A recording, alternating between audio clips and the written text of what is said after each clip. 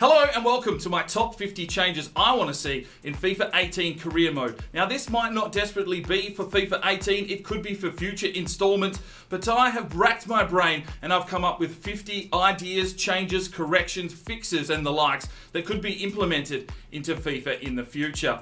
This will be a 6-part mini-series counting down my top 50 ideas, so stick around. Hopefully you enjoy. If you're new to the channel, make sure you subscribe and feel free to leave comments down below as we count down the top 50 ideas for FIFA career mode.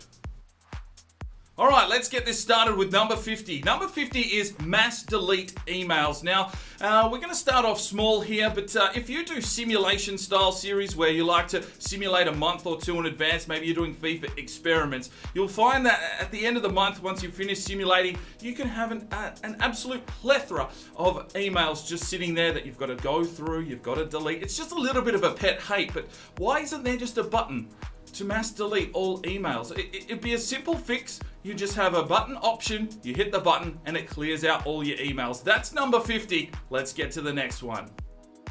Number 49 is the money glitch. Now, if you've played career mode in FIFA 17, and you'll know about this. There's been a number of videos. Bama Striker 9 is a man that has put out videos about this money glitch.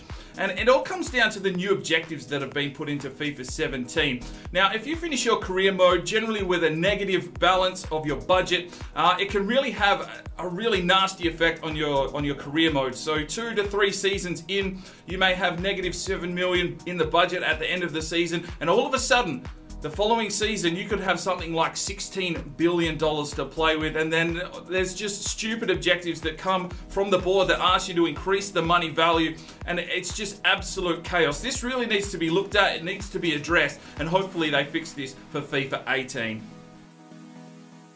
Number 48 relates to youth contracts. Now, if you have a youth player in your academy, he might sit there for 12 months as he grows and matures into a player that you do want to bring into your side. And then you go to actually offer him a contract, and for some reason, he says, I want a 0-year contract. Now, you can't physically offer him a 0-year contract, therefore you cannot sign this player. The only way to get around this at the moment is by glitching the system, offering him a smaller wage. He'll come back and say, no, I want more money. And this will continue on until eventually he is willing to sign that contract if you're lucky. Sometimes they'll just leave the club. This needs to be looked at and addressed for FIFA 18 and future installments, or it just doesn't seem like something that should really be there. Number 47 relates to licensing of international kits. If you're like me, sometimes I like to play the World Cup scenarios through a career mode. We did it with the Journeyman series this year with Finland. But unfortunately, we didn't have the Finland kit. You get given these generic sort of outfits in their sort of country club colors, but it just doesn't give you that authentic experience that you might be looking for in a World Cup scenario. This needs to be changed. Pay the money. Get those extra kits. You want to put these countries in the game, you may as well go out and organise these kits for us. Number 46 is a little bit of a pet grime of mine, and this is the games that get scheduled on Christmas Day. I've never seen a game of football or any sport played on Christmas Day, and just the fact that every now and then you get scheduled a game on Christmas Day is just pointless. This needs to be addressed. Number 45 is to do with the player avatar. Now, if you sign a player and you go through your squad report, you may see his little clip out of his little head there, and he's got like a nice mohawk or something like that.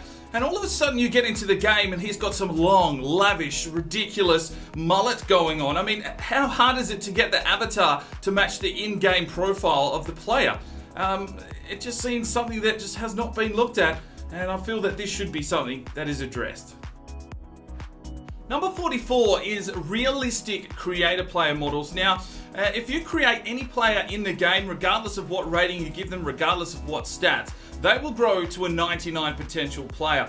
Now, people have been out there, they've tested this kind of stuff. You can retire, regen at 1 overall, and then the next season that player, bang, he's going to be growing back up to that 99 potential. I feel you should be able to put a limit on it, or maybe there's some sort of scenario in there that can stunt your growth, because it's just a little bit unrealistic. If you were going to create a team yourself and you put all 11 players in there from your creator side, they're all going to get to 99 and you're just going to have this totally overpowered team, and it sort of defeats the purpose of playing the game.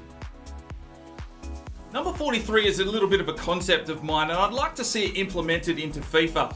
It is an AI aging system. So sometimes if, for instance, you get someone from the youth academy and you sign them in 16 years of age and they've got a receding hairline, they're half bald, or maybe they've got like a massive beard. I mean, I don't know many 16-year-olds that can grow a decent lengthy beard. It just seems a little bit unrealistic. Just a subtle change that I'd like to see within the game where they look young when they come in at 16, and as they get older, maybe they can grow a beard. Something like NHL has in the final series, the players can grow their beards out and you have the option to shave and that kind of thing. Just something that would be nice for FIFA if you've really invested in these youth type players. It just seems a little unrealistic to come in at 16 being almost bald with a horseshoe around the back of your head.